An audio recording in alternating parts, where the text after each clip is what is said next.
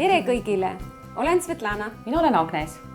Sveta, mis me täna teeme? Täna me teeme vitraaži ja täna me teeme hästi lihtsate vahenditega vitraaži, millega saavad hakkama absoluutselt kõik. Millest me siis hakkame? No kõigepealt meil on klaasid. Klaasid on ette valmistatud, klaasid on meil puhastatud, klaasid on ilusad puhtad. Nii, siis mida me teeme? Kõigepealt me kujutame ette, mida me tahame näha seal oma pildi peal, eks ju. Lilli, ringe, kriipse, kraapse, mida iganes. Meil on siin näidised ja me valime siit endale mingisuguse eskiisi. Eskiisi asetame klaasi alla ja siis võtame tinateibi ja hakkame teibitama. Tinateip on meil liimuv tinateip. Sellepärast, et me ei tee vitraaži, mis on klaasikildudega ja kus me tinutame teipi, vaid meil on teip, mis on ise liimuv. Aga ütleme mulle, et ma näen, et siin on mingid purgid on läbipaistvad. Kas on läbipaistev värv? Ei ole, see ei ole läbipaistev värv, see on lahusti.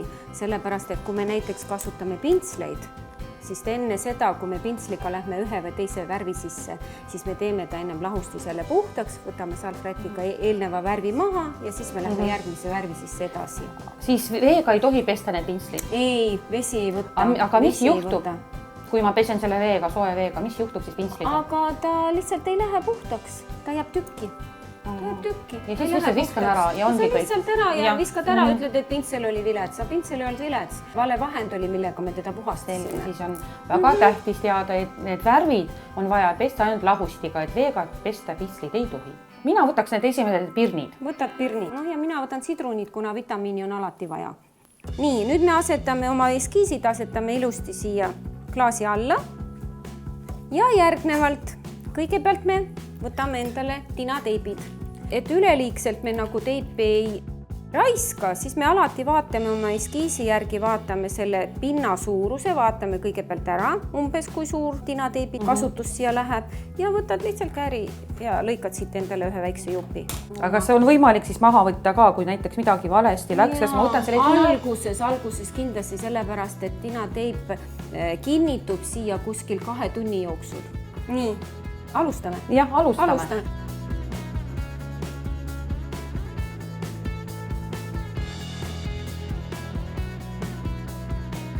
Ja et klaasi peal tinateip ilusti kohal püsib, me kasutame sellist silumisnuga.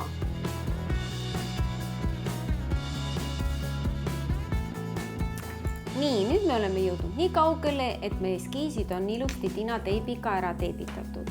Üks asi on veel, mida võib juurde lisada. Kui me vaatame pärast oma tööd mõlemilt poolt, kui ta on meil mõlemilt poolt vaadatav, siis me teibitame ka vasaku poole täpselt, need kontuurid siit täpselt samamoodi kõik ära, nagu on paremalt poolt.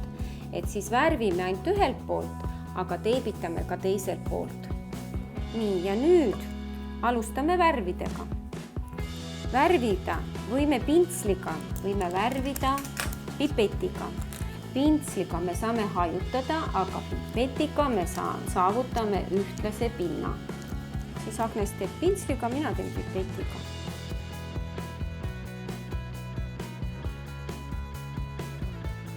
Pipetid muidugi vahepeal, et kui sa tahad minna teise värvi sisse, siis sellisel puhul on praegu siin parem kasutada, kui sa kasutad ühe pipetiga ühte värvi.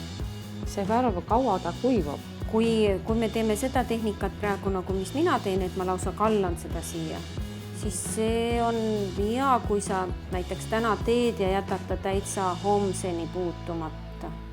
Aga kui ma teen näiteks klaasi see ukse peal, kas ma võtan selle klaasi sealt välja siis? Ja muidugi, kui sa ukse ja akna peal tahad vitraaži teha, siis sa muidugi koha peal ei saa seda teha. Kõigepealt võtad klaasi sealt välja ja siis paned ta ikkagi lamedale pinnale, sellepärast, et värv on ju vedel ja ta hakkab voolama. Aga missugused veel võimalused, kui me seda tinalinti ei ole näiteks, mis ma siis teen? Siis lihtsalt kasutad kontuuri. Meil on ju olemas veel klaasikontuurid. Lastel on klaasikontuuri ju väga lihtne kasutada. Aha, see siis täpselt sama ma teen, et selle tina vahe ma teen asemel, teen siis selle kontuuriga üle. Kasutad kontuuri.